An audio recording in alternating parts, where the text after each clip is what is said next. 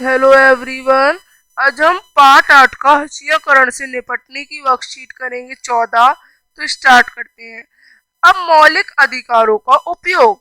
संविधान में ऐसे कई सिद्धांत सूत्रबोध है जो हमारे समाज और राष्ट्रीय व्यवस्था को लोकतांत्रिक बनाते हैं। इन सिद्धांतों को मौलिक अधिकारों के जरिए परिभाषित किया जाता है। ये हमारे संविधान का एक महत्वपूर्ण हिस्सा है। ये अधिकार सभी भारतीयों को समान रूप से उपलब्ध होते हैं।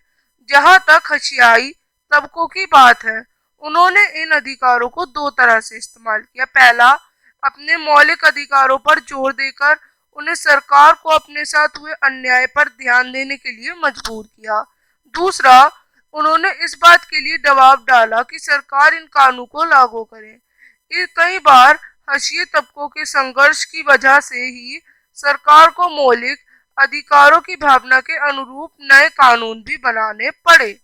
अब आज हम दो अनुच्छेद पढ़ेंगे संविधान के। संविधान के अनुच्छेद 17 के अनुसार अस्पृश्यता या छुआछूत का उन्मूलन किया जा चुका है। इसका मतलब यह है कि अब कोई भी व्यक्ति अनुसूचित जातियों को पढ़ने, मंदिरों में जाने और सार्वजनिक सुविधाओं को इस्तेमाल करने से नहीं रोक सकता। इसका मतलब यह है कि वह छुआछूत गलत है और लोकतांत्रिक सरकार इस तरह के आचरण को बर्दाश्त नहीं करेगी। अब अस्पृश्यता एक दंडनीय अपराध बन चुका है। अब अगला, संविधान के अनुच्छेद 15 में कहा गया है कि भारत के किसी भी नागरिक के साथ धर्म, नस्ल, जाति, लिंग या जन्म स्थान के आधार पर भेदभाव नहीं किया जा सकता। समानता के अधिकार का हनन होने पर अनुसूचित जाति इस प्रावधान का सहारा ले सकती है। अब इसी तरह अल्पसंख्यक समुदाय ने भी संविधान में दिए गए मौलिक अधिकारों का सहारा लिया। उन्होंने धर्म और सांस्कृतिक व शैक्षिक अधिकारों की स्वतंत्रता के अधिकार पर जोर दिया। जहाँ तक संस्कृत और शैक्षणिक अधिकारों का प्रश्न है, मुसलमान और पारसी जो है वो संस्कृत धार्मिक समूह को अपनी संस्कृति की सुरक्षा का अधिकार मिला है। इस तरह विभिन्न प्रकार के सांस्कृतिक अधिकारों की व्यवस्था करके संविधान ने ऐसे समुदाय को सांस्कृतिक न्याय देने का प्रयास किया। इसका उद्देश्य यह है कि इन समूह को संस्कृति पर ना तो बहुसंख्यक समुदाय की संस्कृति का वर्चस्व किया जाता है, ना ही नष्ट किया जा सकता है। अब सामाजिक न्याय का प्रोत्साहन। संविधान को लागू करने के लिए राज्य और केंद्र सरकारें ने जनजातीय आबादी वाले, भारी अनुसूचित जाति आबादी वाले इलाकों में विशेष प्रकार की योजनाएं लागू की हैं।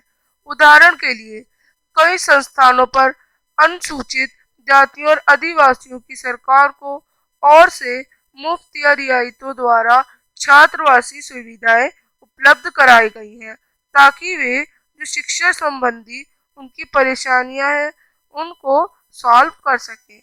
इसके अलावा सरकार ने कानूनों को इस्तेमाल करती है ताकि व्यवस्था में निहित असमानता को खत्म करा जा सके। तो अब आगे क्वेश्चंस है।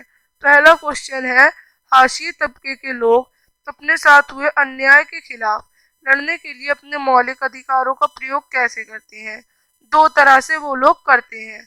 अपने मौलिक अधिकारों पर जोर देकर उन्हें सरकार को अपने साथ हुए अन्याय को पहचानने के लिए मजबूर कर कर।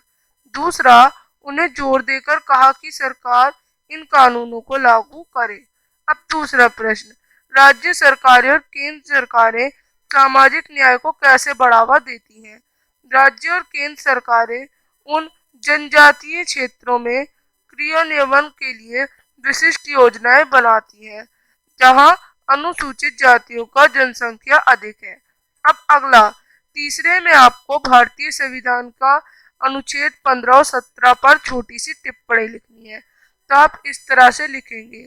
अब हम मिलेंगे नेक्स्ट वर्कशीट के साथ, तब तक के लिए बाय।